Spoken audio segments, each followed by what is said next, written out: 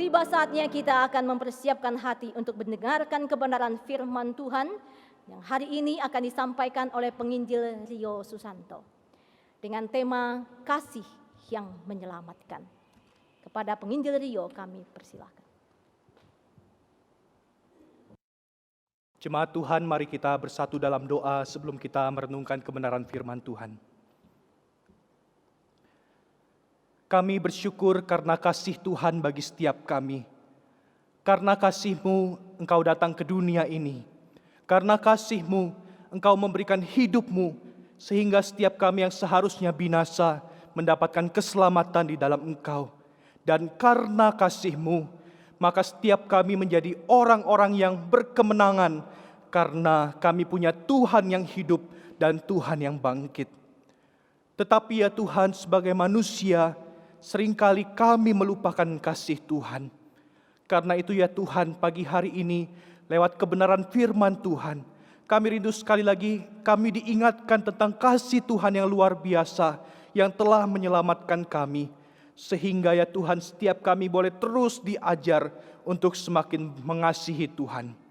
Berbicaralah kepada kami masing-masing ya Tuhan, sebab kami berdoa dalam nama Tuhan Yesus, Juru Selamat kami yang hidup. Amin. Selamat pagi Bapak Ibu Saudara. Selamat Paskah bagi kita sekalian. Bapak Ibu Saudara, meskipun saat ini kita tidak bisa merayakan Paskah di gereja, tetapi kita percaya bahwa Tuhan kita yang telah bangkit dan yang telah menang itu hadir bersama-sama dengan kita. Amin. Bapak Ibu Saudara, meskipun saat ini keadaan dunia sedang tidak baik karena virus corona yang mencekam setiap kita, tetapi kita percaya bahwa Tuhan tetap memegang kendali atas segala sesuatu. Karena itu Bapak Ibu Saudara, orang Kristen dikatakan sebagai orang-orang yang punya pengharapan. Mengapa punya pengharapan? Karena Tuhan kita, Dia Tuhan yang bangkit, Dia Tuhan yang hidup, dan Dia ada bersama-sama dengan kita melalui kondisi yang tidak mudah ini. Karena itu Bapak Ibu Saudara, meskipun saat ini kita ada di tempat yang berbeda-beda, tetapi untuk mengumandangkan semangat Paskah, saya rindu kita bersama-sama mengumandangkan sebuah yel-yel. Saya minta Bapak Ibu Saudara untuk mengikuti setelah saya mengucapkannya. Mari kita ucapkan setelah saya mengucapkannya. Kubur kosong, Kristus bangkit. Kristus bangkit, haleluya. Sekali lagi Bapak Ibu Saudara, kubur kosong, Kristus bangkit. Kristus bangkit, haleluya. Saya yakin Bapak Ibu Saudara sudah bisa. Mari kita ucapkan secara bersama-sama. 1, 2, 3. Kubur kosong, Kristus bangkit. Kristus bangkit, haleluya. Puji Tuhan. Biarlah pengharapan karena kebangkitan Kristus itu selalu ada dalam hati kita. Bapak Ibu Saudara, hari ini saya mau mengajak kita merenungkan sebuah tema firman Tuhan, yaitu kasih yang menyelamatkan. Kebutuhan paling besar dalam hidup manusia adalah kasih dan penerimaan. Orang yang tidak pernah mengalami kasih, hidupnya akan terus dipenuhi dengan kekosongan yang luar biasa. Sebaliknya Bapak Ibu Saudara, orang yang hidupnya telah mengalami kasih, maka dia akan menjalani hidupnya dengan kepuasan yang luar biasa. Bapak Ibu Saudara, jika kita memperhatikan lagu-lagu cinta yang diajarkan oleh dunia ini, maka kita akan mendapati orang-orang yang tidak dicintai itu sangat kasihan sekali, bukan? Bahkan orang itu sangat merana sampai-sampai berkata, mana mungkin aku bisa hidup tanpamu. Bapak Ibu Saudara, tidak mendapatkan cinta memang adalah sebuah masalah yang tidak terbayangkan bagi manusia. Karena kita diciptakan untuk mengalami cinta. Tetapi Bapak Ibu Saudara, pertanyaannya, cinta terbesar seperti apa yang pernah ada dalam hidup kita? Seperti apa pengalaman cinta yang pernah ada dalam hidup kita? Bapak Ibu Saudara, saya mau mengajak kita melihat bahwa pengalaman dicintai terbesar adalah ketika Allah karena kasih-Nya menyelamatkan hidup kita dan menerima kita menjadi anak-anak-Nya. Itulah kasih yang menyelamatkan. Mari kita mendasari perenungan firman Tuhan dari Roma pasal ke-5 ayat ke-8 hingga 9. Roma pasal ke-5 ayat ke-8 hingga ke-9. Nanti akan kita lanjutkan pada Roma 8 ayat 31 sampai 39. Mari terlebih dahulu kita buka Roma pasal 5 ayat 8 hingga 9. Jika Bapak Ibu Saudara telah menemukan firman Tuhan ini, saya akan membacakannya bagi Bapak Ibu Saudara. Roma 5 ayat 8. Akan tetapi Allah menunjukkan kasih-Nya kepada kita, oleh karena Kristus telah mati untuk kita ketika kita masih berdosa. Lebih-lebih karena kita sekarang telah dibenarkan oleh darah-Nya, kita pasti akan diselamatkan dari murka Allah. Satu bagian lagi dari Roma 8 ayat ke-31 sampai 39. Roma 8 ayat ke-31 sampai 39. Sebab itu, apakah yang akan kita katakan tentang semuanya itu? Jika Allah di pihak kita, siapakah yang akan melawan kita? Ia yang tidak menyayangkan anaknya sendiri, tetapi yang menyerahkannya bagi kita semua. Bagaimanakah mungkin Ia tidak mengaruniakan segala sesuatu kepada kita bersama-sama dengan Dia? Siapakah yang akan menggugat orang-orang pilihan Allah? Allah yang membenarkan mereka?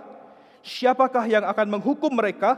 Kristus Yesus yang telah bangkit, yang telah mati, bahkan lebih lagi yang telah bangkit, yang juga duduk di sebelah kanan Allah, yang malah menjadi pembela bagi kita. Siapakah yang akan memisahkan kita dari kasih Kristus? Penindasan atau kesesakan, atau penganiayaan, atau kelaparan, atau ketelanjangan, atau bahaya, atau pedang?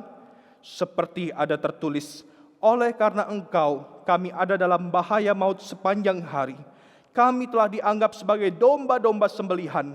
Tetapi dalam semuanya itu, kita lebih daripada orang-orang yang menang oleh Dia yang telah mengasihi kita.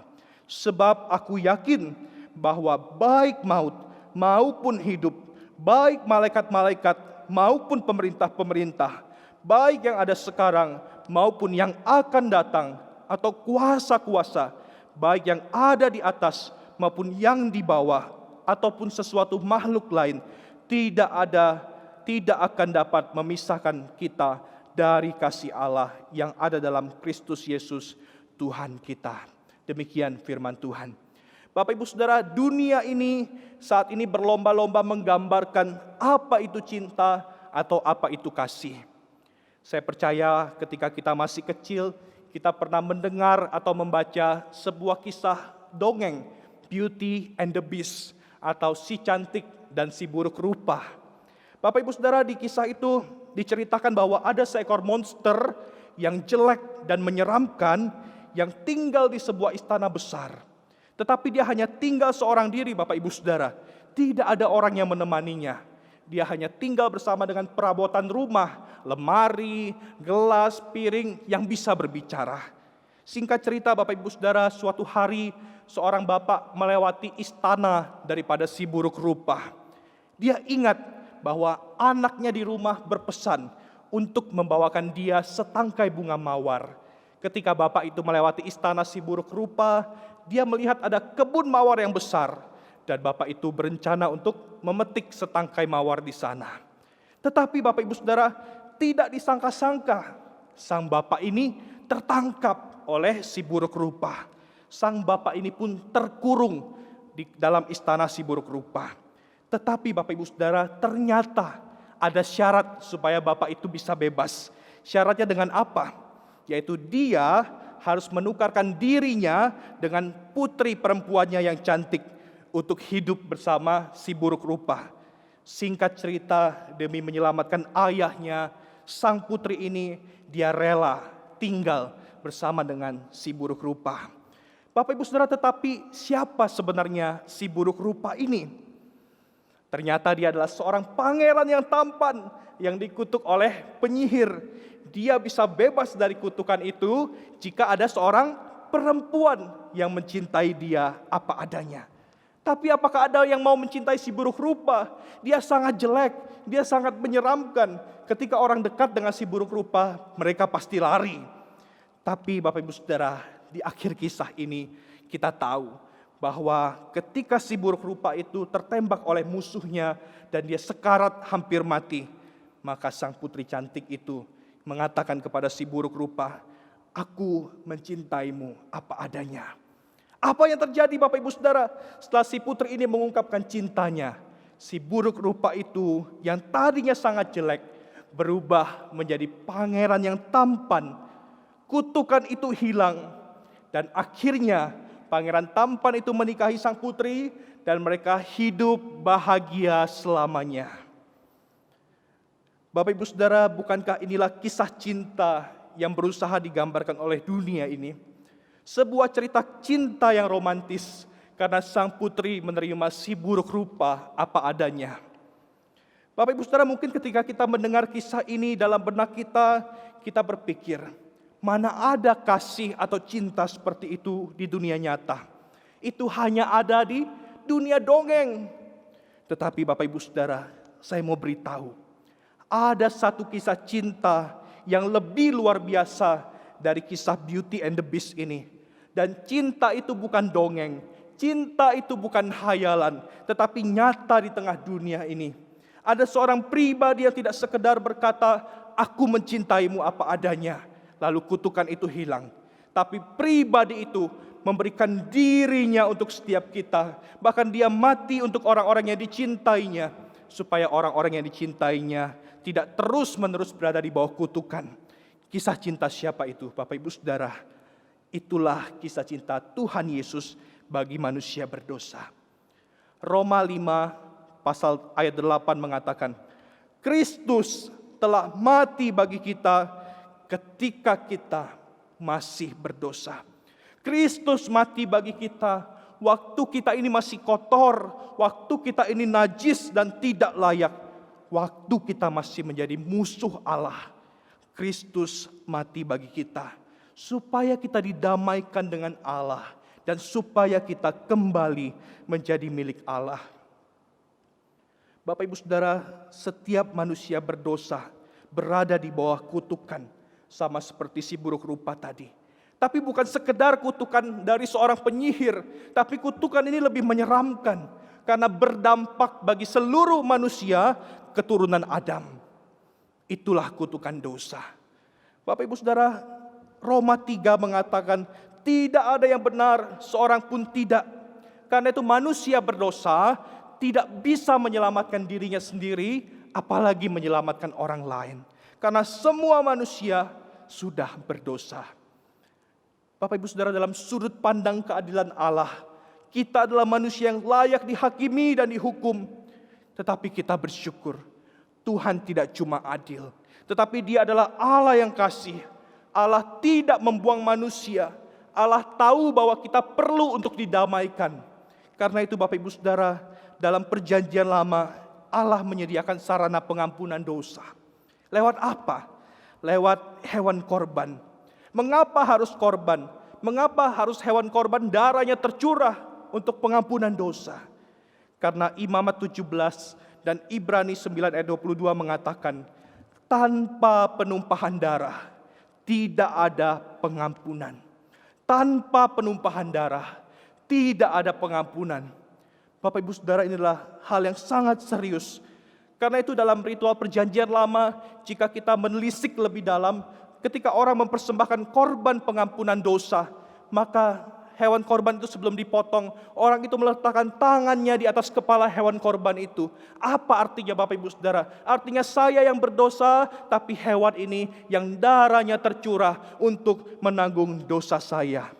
Tetapi Bapak Ibu Saudara, pertanyaannya, apakah hewan korban mampu menghapus dosa kita secara sempurna? Tidak Bapak Ibu Saudara. Karena itu Ibrani 10 ayat 4 mengatakan, sebab tidak mungkin darah lembu jantan atau domba jantan menghapuskan dosa.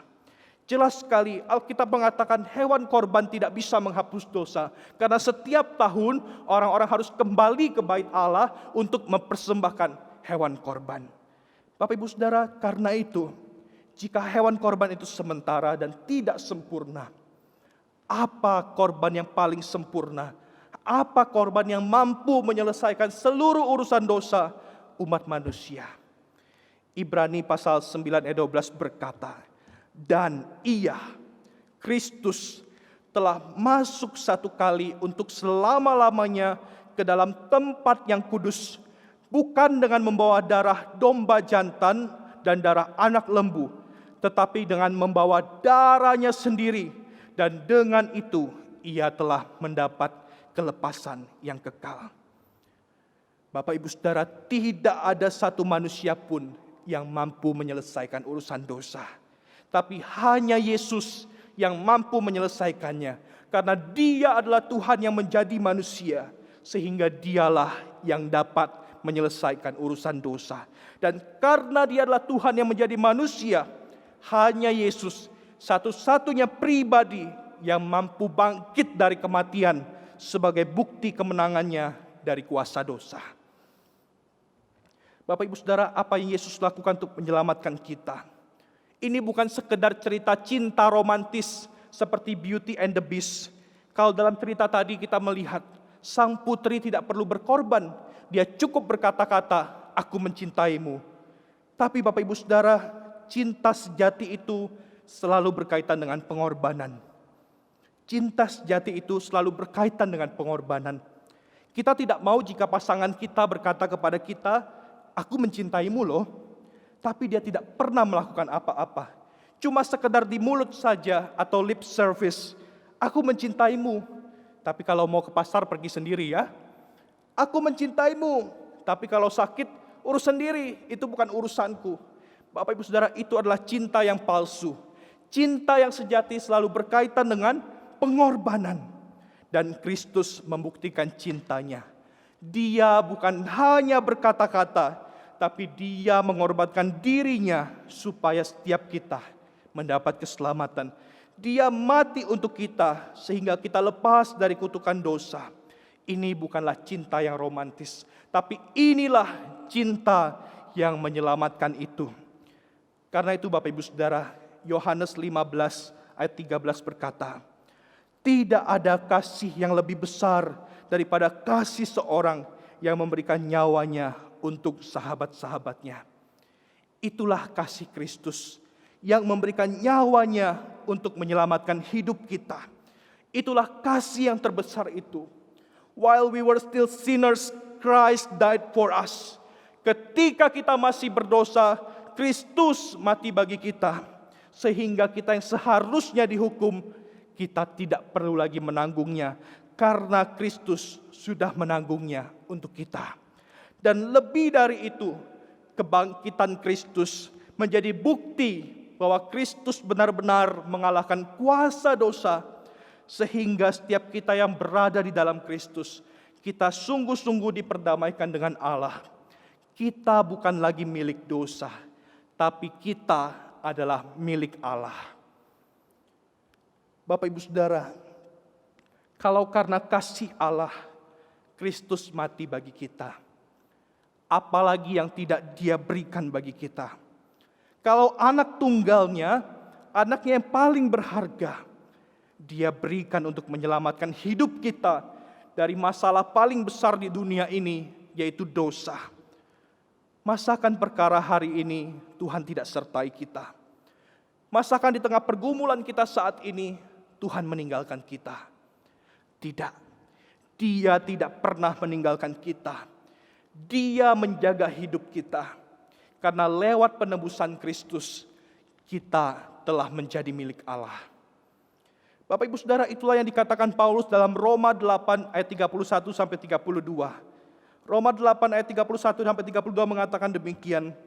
Sebab itu, apakah yang akan kita katakan tentang semuanya itu?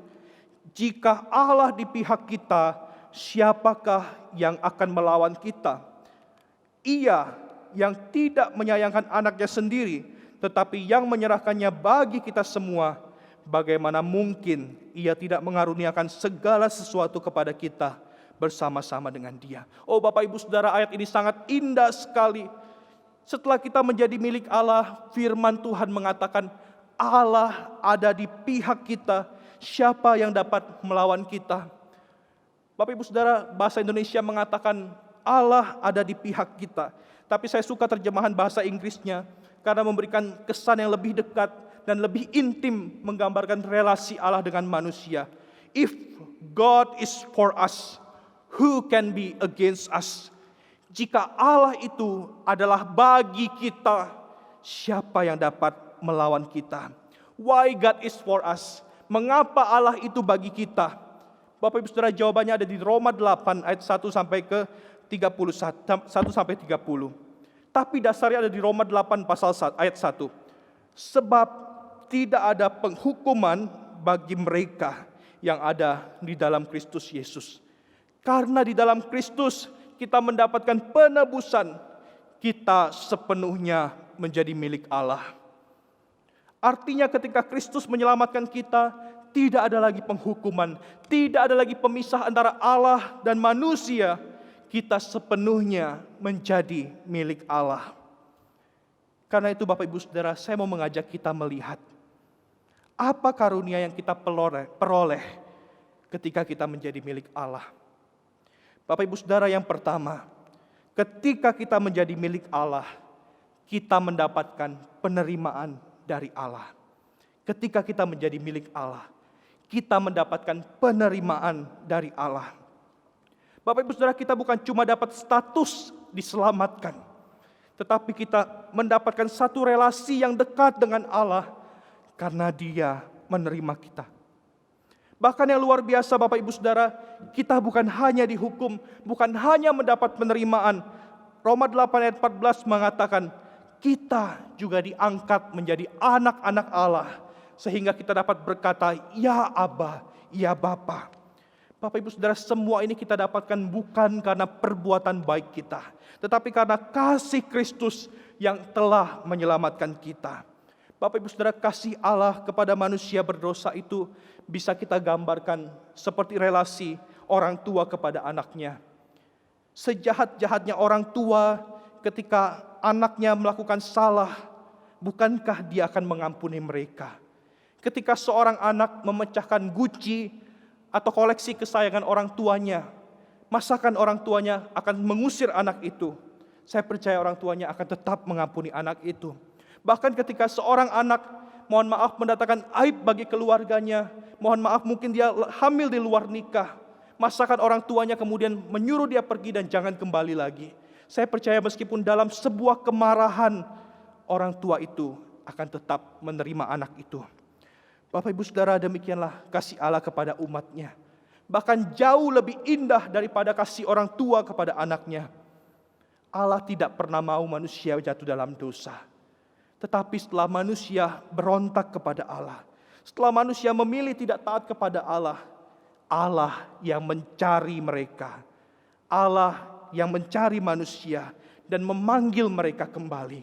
Dan setelah manusia itu bertobat, Allah menerima mereka. Bapak Ibu Saudara, bukankah di masa-masa seperti ini pesan tentang penerimaan itu bicara sangat kuat bagi kita? Bukankah saat ini banyak orang yang haus untuk berelasi? Karena semua orang saat ini menjaga jarak atau physical distancing. Bapak Ibu Saudara, saya percaya kita semua rindu beribadah bersama-sama di rumah Tuhan. Saya percaya kita rindu berkumpul bersama dengan keluarga besar kita. Saya percaya kita rindu untuk pergi bersama dengan anggota keluarga kita, makan bersama di luar. Bahkan anak pemuda remaja, saya yakin kita semua rindu untuk hang out bersama dengan teman-teman kita, berkumpul bersama. Tapi saat ini kita tidak bisa melakukan semuanya itu, karena saat ini semua orang sedang menjaga jarak. Tidak semua orang bisa menerima kita. Tidak semua orang mengerti keadaan kita. Tapi ada berita sukacita Bapak Ibu Saudara. Allah menerima kita. Tuhan tidak pernah jaga jarak dengan kita. Dia menerima kita karena kita adalah anak-anak-Nya. Karena itu Bapak Ibu Saudara, di waktu-waktu seperti ini, mari kita membangun relasi yang dekat dengan Allah. Mari kita membangun relasi yang semakin kuat dengan Bapa kita. Apapun yang menjadi ketakutan kita saat ini, apapun yang menjadi pergumulan kita saat ini, Mari kita datang ke hadapan Tuhan. Rasakan bahwa Dia Allah yang menerima kita. Rasakan bahwa Dia Allah yang memeluk kita di tengah-tengah beban berat yang kita rasakan. Karena kita menjadi milik Allah. Karena kita adalah milik Allah, maka Dia menerima kita. Bapak Ibu Saudara, yang kedua, apa karunia yang kita peroleh ketika kita menjadi milik Allah? Bapak Ibu Saudara, ketika kita menjadi milik Allah, kita bukan hanya mendapat penerimaan dari Allah, tetapi kita juga mendapat pengharapan dari Allah. Bapak Ibu Saudara, di tengah kondisi seperti ini, saya pikir semua manusia membutuhkan pengharapan. Pengharapan itulah yang membuat kita tetap bertahan menghadapi kondisi seperti ini. Bahkan saya percaya bahwa semua orang di dunia ini rindu melihat pengharapan. Kapan pandemi ini akan segera berakhir. Sebab saat ini kita hidup di tengah dunia yang tidak pasti. Bapak Ibu Saudara, Roma 8 ayat 18 mengatakan, memang saat ini dunia berada dalam penderitaan. Karena itu Roma 8 ayat 19 mengatakan kepada kita, sebab dengan sangat rindu seluruh makhluk menantikan saat-saat anak Allah dinyatakan. Memang di tengah dunia yang penuh penderitaan ini, wabah seperti corona bisa saja terjadi. Karena itu setiap makhluk menantikan pengharapan dari Allah. Tetapi Bapak Ibu Saudara, setiap kita, karena Kristus telah menyelamatkan kita, karena kita adalah milik Allah, kita adalah orang-orang yang punya pengharapan. Pengharapan apa itu? Di ayat ke-18 dinyatakan bahwa pengharapan itu adalah kemuliaan yang akan dinyatakan kepada kita. Dan kemuliaan itu belum terlihat.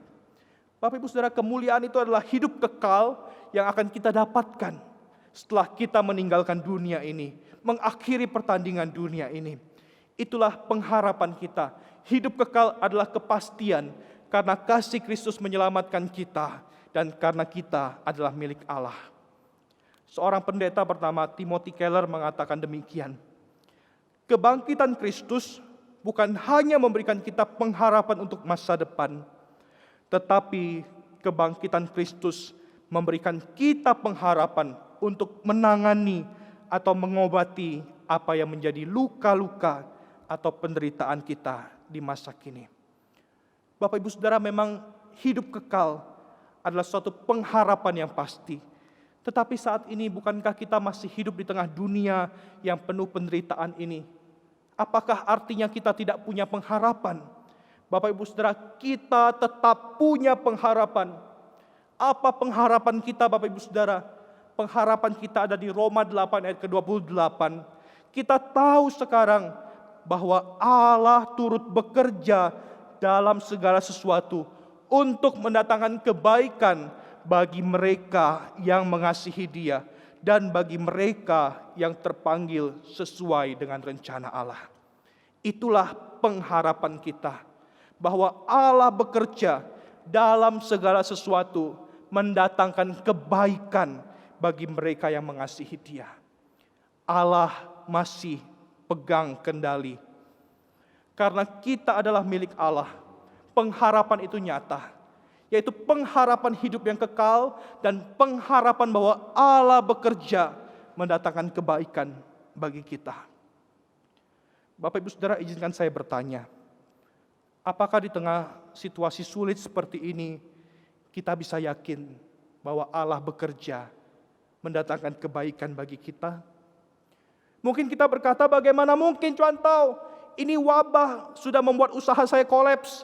Karena wabah ini saya tidak bisa pergi kemana-mana. Saya stres karena wabah ini. Di mana baiknya? Bapak Ibu Saudara, memang di tengah kondisi seperti ini, rasanya sulit kita mengatakan Allah bekerja mendatangkan kebaikan. Tetapi ingatlah, lewat semuanya ini Tuhan mau mengajarkan kita. Tuhan mau menyadarkan kita bahwa tidak ada satupun di dunia ini yang bisa menolong kita. Hanya Allah saja. Tuhan mau mengajarkan kita, taruhlah pengharapan di dalam Allah. Karena hanya di dalam Dia kita punya pengharapan.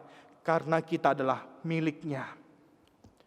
Bahkan sebenarnya Bapak Ibu Saudara, jika kita menelisik lebih dalam, di tengah kondisi yang tidak baik sekalipun, bukankah ada hal-hal yang baik yang Allah kerjakan bagi kita?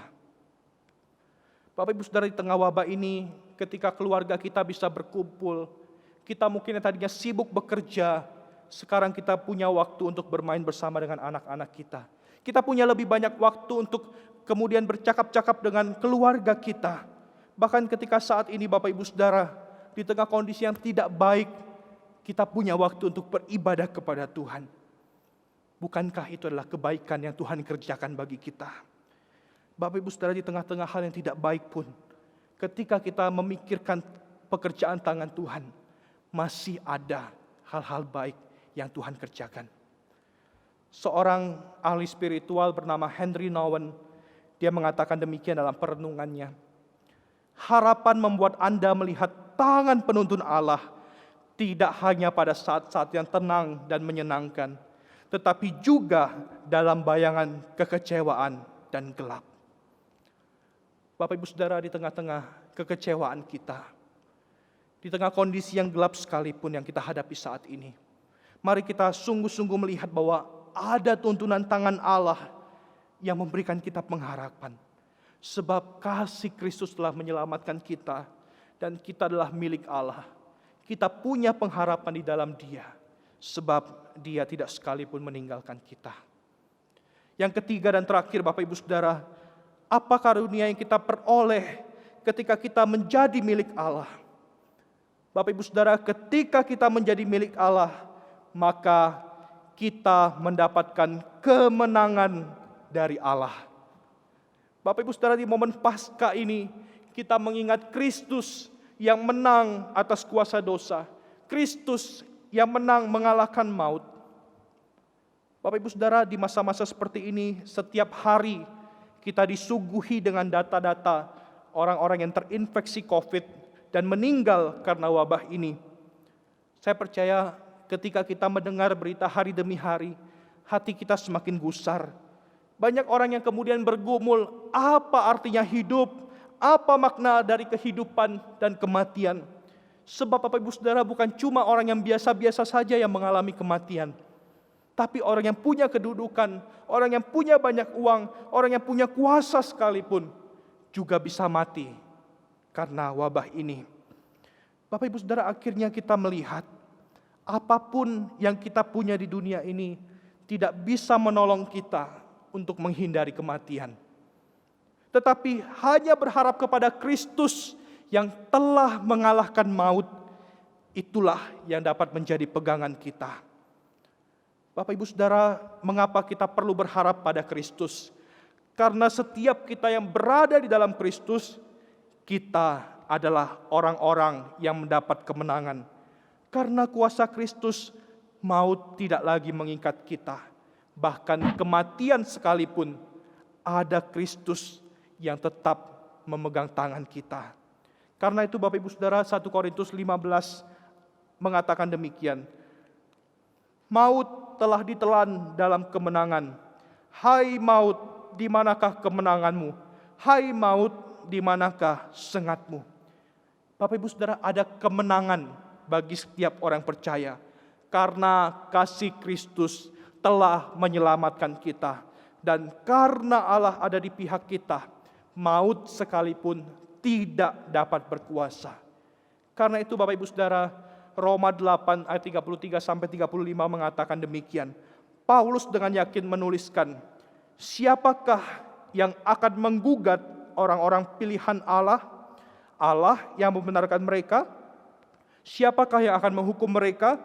Kristus Yesus yang telah mati, bahkan lebih lagi yang telah bangkit, yang juga duduk di sebelah kanan Allah, yang malah menjadi pembela bagi kita. Ayat 35, siapakah yang akan memisahkan kita dari kasih Kristus? Penindasan atau kesesakan atau penganiayaan atau kelaparan atau ketelanjangan atau bahaya atau pedang. Bapak Ibu Saudara, tidak ada yang dapat memisahkan kita dari kasih Allah.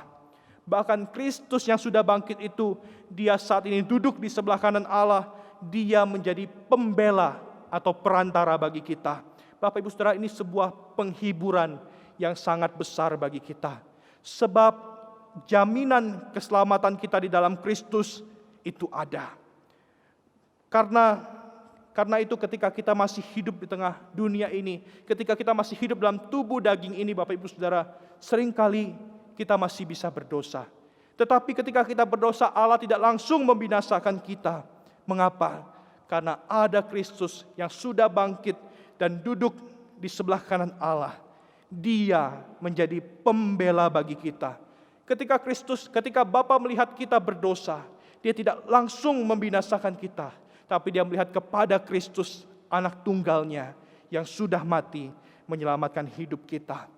Bapak Ibu Saudara, tidak ada yang dapat memisahkan kita dari kasih Kristus.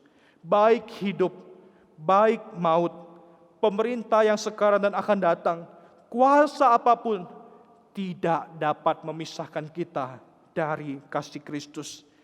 Karena itu, di dalam Kristus, firman Tuhan mengatakan bahwa engkau dan saya adalah orang-orang yang berkemenangan. Karena itu di dalam Roma 8:37 Paulus mengatakan, kita lebih dari pemenang. Bapak Ibu Saudara, karena kasih-Nya Tuhan telah mengaruniakan semuanya bagi kita. Karena kasih-Nya Dia menyelamatkan kita dari dosa sehingga kita menjadi milik Allah. Karena kasih-Nya kita yang adalah seteru daripada Allah, kita diterima menjadi milik-Nya. Kita diterima menjadi anak-anak-Nya. Karena kasih-Nya kita diberikan pengharapan hidup yang kekal dan pengharapan bahwa Allah bekerja dalam segala sesuatu mendatangkan kebaikan.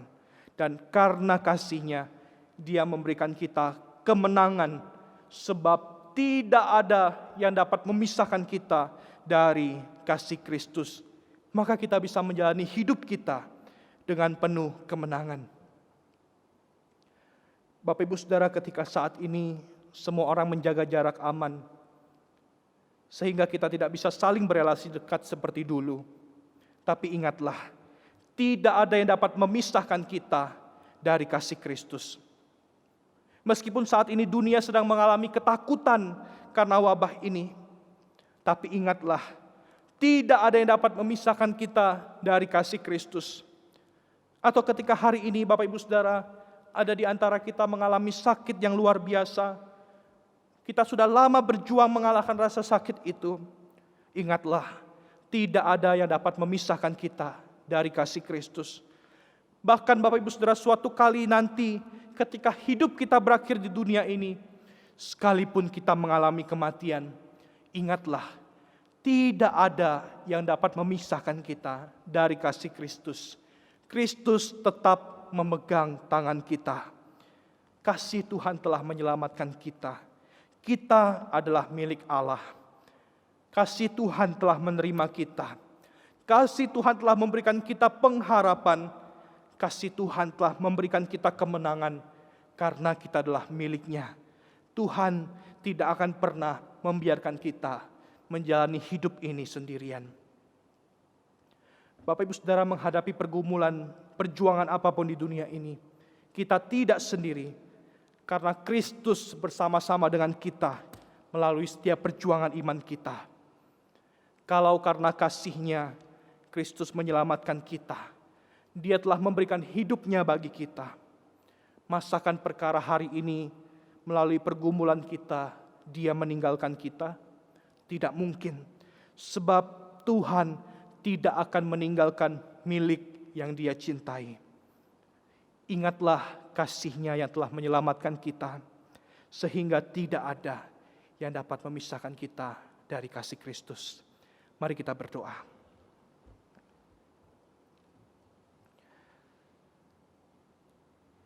Kami sungguh bersyukur untuk firman Tuhan. Kami sekali lagi diingatkan tentang kasih Tuhan yang besar bagi setiap kami.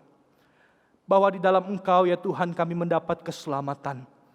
Di dalam Engkau kami mendapatkan penerimaan. Di dalam Engkau kami mendapatkan pengharapan. Dan di dalam Engkau saja, Kristus yang sudah bangkit dan menang itu, kami mendapatkan kemenangan. sebab kasih Kristus tidak pernah sekalipun meninggalkan kami. Terima kasih Tuhan untuk firman-Mu. Tuhan kuatkan kami senantiasa melalui situasi yang tidak mudah ini untuk terus menaruh pandangan kami hanya kepada Kristus yang telah menyelamatkan kami. Biar hidup kami setiap hari dipenuhi kasih Tuhan. Biar hidup kami setiap hari dipenuhi cinta Tuhan yang luar biasa. Sehingga kami menjalani hidup kami sebagai orang-orang yang kuat, orang-orang yang berpengharapan. Karena kami percaya kami berjalan bersama dengan Tuhan. Terima kasih untuk firman-Mu. Dalam nama Yesus kami berdoa. Amin.